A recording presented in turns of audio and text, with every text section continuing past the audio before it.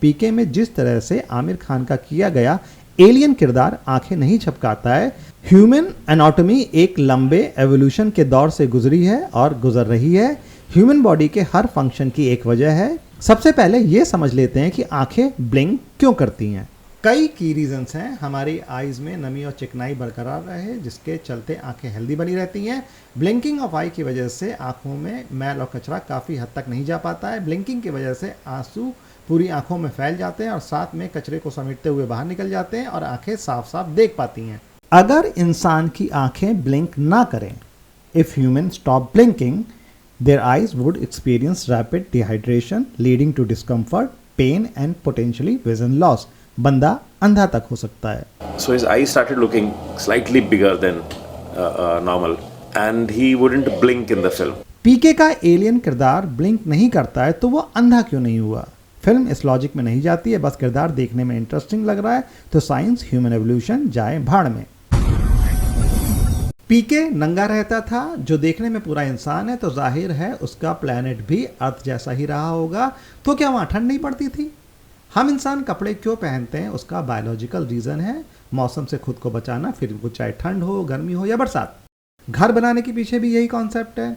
किरदार को इंटरेस्टिंग बनाने के चक्कर में साइंस को फिल्म मेकर जिस तरह से इग्नोर करता है, ताक पर रख देता है। उस वक्त जैसा कि आदमी चाहता था या तो इंजीनियर या डॉक्टर बने, इंजीनियर बनना चाहता था। क्यों बनना चाहता था? इसलिए कि सारे दोस्त बनना चाहते थे, फैमिली में इंजीनियर बनना, तो हम भी इंजीनियर बनना चाहते थे। मेरी एडमिशन कहीं नहीं हुई 12th के बाद। मार्क्स परसेंटेज इतने अच्छे नहीं थे कि कहीं एडमिशन हो सके। So you were an average student. I was an average student. Raju Hirani कभी भी साइंस के होनहार छात्र नहीं रहे हैं। एक मीडियोकर स्टूडेंट हैं और ना ही विज्ञान में उनकी कोई जिज्ञासा दिखती है। अगर उनके अंदर साइंस की कदर होती तो उनका एलियन किरदार क्यों पलके नहीं झपकाता है, क्यों वो नंगा रहता था? इसका जिक्र फिल्म में कहीं ना कहीं आता कि कैसे पीके का ह्यूमन एवोल्यूशन अर्थ के ह्यूमन एवोल्यूशन से स्लाइटली डिफरेंट है। PK is better human evolution than earth. Terminator में रोबोट का किरदार जो देखने में इंसान के जैसा है, वो नंगा आता है फ्यूचर से और फिर वो कपड़े ढूंढता है।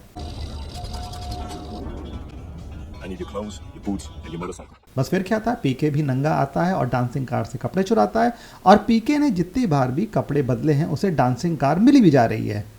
इंडिया का ये कौन सा शहर है जहां कार में इतना सेक्स चल रहा है और पीके उस कार के आसपास मौजूद, और डांसिंग कार में लड़का लड़की अपने एक एक कपड़े उतार के ताकि पीके भाई को उसका pant shirt underwear ghagra choli आसानी से मिल जाए। पीके की आंखें अगर आम इंसान के जैसे ब्लिंक करती और वो कपड़े पहना हुआ आता तो फिल्म की कहानी में कितना फर्क पड़ता। अगर पीके छूकर इंसान के दिमाग की सारी बातें पढ़ सकता था तो बोलने का सेंस उसके अंदर कहां से आ गया, वो भी अचानक? स्टार्टिंग से पहले ही लोग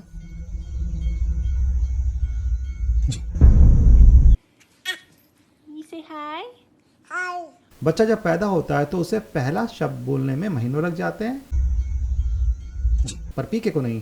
हम ह्यूमंस अर्थ पर लगभग 3 लाख साल से हैं। 1,30,000 साल पहले हमने बोलना शुरू किया, मतलब 1,70,000 साल तक इंसान कुछ भी नहीं बोला, इशारों से काम चलाता रहा।